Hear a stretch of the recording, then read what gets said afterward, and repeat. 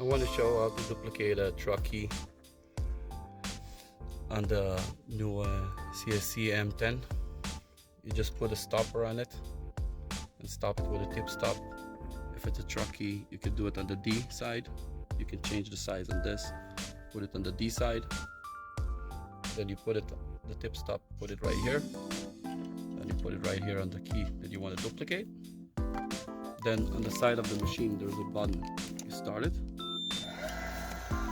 And then you just go and align it on the lines you want to do it and cut it. I have a truck key here and I have another key that cut. I'm going to put this key and cut it. So I'll put it in the jaw on the D, and then I align it with a stopper. Make sure that it's tight. Then I press the button on the side of the machine. Machine start. Then I align it with the key. Then I align it. Then I align it.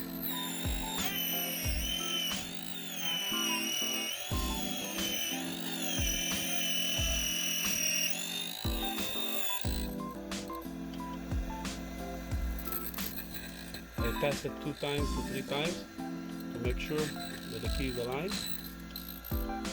Then I flip the key, take a brush, clean it a little bit. Then I flip this key over, put it on the stopper again. Make sure that the other side is good. Take it to the other side, flip it. You can do it when the machine is running, when the machine is off, doesn't matter. As long as you don't touch the blade.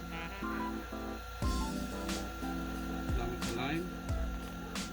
Now we cut in it again on the other side of the key.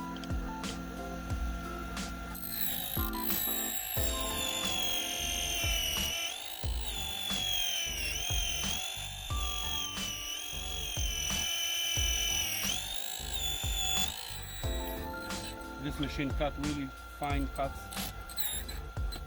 really sharp and really easy.